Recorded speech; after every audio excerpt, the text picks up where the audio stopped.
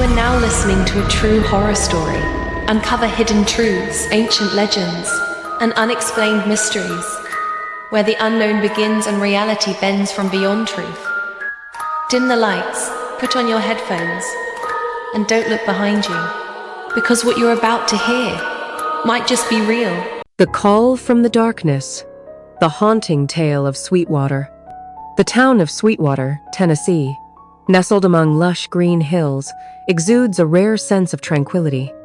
But behind this serene facade lies a series of chilling tales whispered by locals across generations. At the heart of these terrifying legends stands the crumbling structure atop the hill west of town, the ruins of the Sweetwater Hills Mental Hospital.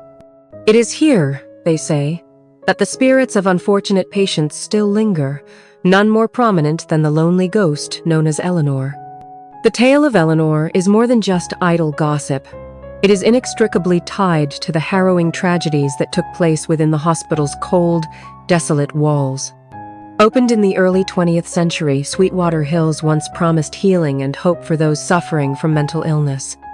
In reality, it became a hell on earth, a place where brutal treatments were the norm, and patients were left to languish in isolation and despair. Eleanor Vance was one such unfortunate soul.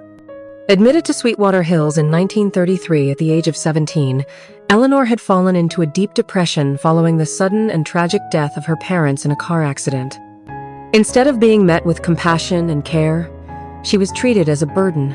The doctors and nurses, hardened by years of indifference, frequently left her alone in a cold isolation cell. Memories of her family and the happiness she had lost tormented Eleanor's fragile mind, driving her deeper into the abyss of sorrow. Hospital records that remain tell of Eleanor screaming into the night, calling for her parents and begging for help. But the only response she received was silence, or worse, angry rebukes from the staff. Over time, Eleanor grew silent, her eyes hollow, her heart numb. On a stormy night in 1937, she was found dead in her cell. The official cause was listed as suicide, but many believe it was the neglect and cruelty of the institution that truly ended her life. Sweetwater Hills was eventually shut down in the late 1960s, amid scandals surrounding its appalling living conditions and outdated treatments. The building fell into ruin. But the stories of ghosts, especially Eleanor's, began to spread. Residents living nearby reported hearing soft weeping and faint moans drifting from the hospital on quiet nights. Some swore they had seen a girl with long black hair and a tattered white dress appearing briefly in the shattered windows before vanishing into the shadows. In the 1970s, a group of young friends, David, Sarah, Emily, and Ben, decided to explore Sweetwater Hills, unaware of what they were about to face. Youthful curiosity pulled them into a realm of darkness, where the line between reality and the supernatural blurred. When the name Eleanor echoed in that frigid room, it was not a meaningless sound. It was a cry of agony from the past, a desperate plea to be heard. That night changed their lives forever. Emily, once carefree, became attuned to the supernatural and began to suffer recurring nightmares of a sorrowful girl.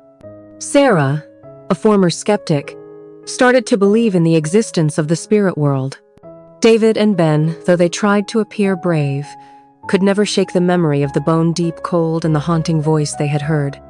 Driven by a need to understand, they began researching the history of Sweetwater Hills.